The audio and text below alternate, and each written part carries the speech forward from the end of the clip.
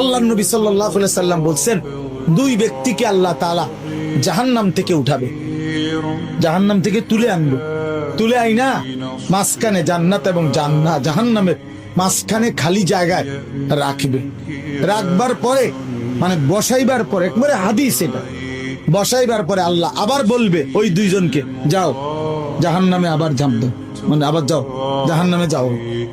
তো একজন এক দৌড়ে জাহান্নামের দিকে যাই, এই জাহান্নামে ঝাঁপ দিবে, আর আরেকজন আস্তে আস্তে হাইটা হাইটা দুই কদম হাঁটে আর পিছন দিকে আবার তাকা, আবার দুই কদম হাঁটে পিছন দিকে তাকা, এইভাবে একটু একটু করে হাইটা হাইটা জাহান্নামে গিয়া পড়বে।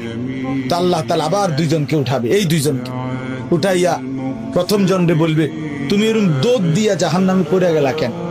সে বলবে, মাওলা জীবন ভর আমি আপনার নাফরমানি করেছি, আপনার কথা মানি নাই বলেই তো আমি জাহান্নামী হয়েছি।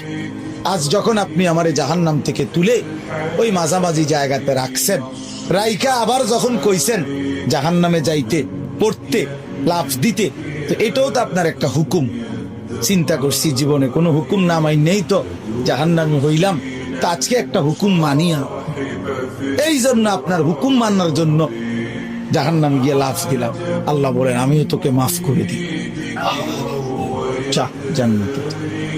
এইবার আল্লাহ তাআলা বলবে দ্বিতীয় জনকে, তুমি এরকম করলা, তুমি কি তা জানে কিসের দিকে কি চাইবে? তো সে বলবে, মাওলা আমি তো জাহান্নামী, আমার আযাব তো হচ্ছিলই, তো আপনি যখন আমারে জাহান্নাম থেকে তুলে এই খালি জায়গায় আইনা বসাইলেন, আমি ভাবছি আপনার মায়া লাগছে, আমারে দয়া করবেন, আমি মনে করছি আমারে মাফ করে দিছেন বা মাফ করে দিবেন, এই জন্য উঠাইয়া আনছি। এখন আবার যখন আমারে জাহান্নামেই পড়তে কইছেন, যেন আমি একটু একটু আগাইয়া পিছন দিকে চাই, আপনি কোনো ডাক দেননি, আপনার মায়া জানি আবার লাগেনি কোনো, আপনি আমারে ডাক দেননি। তো আল্লাহ তাআলা বলবেন, বান্দা তোকেও মাফ করে দেব, যা তুইও আমার জান্নাতে।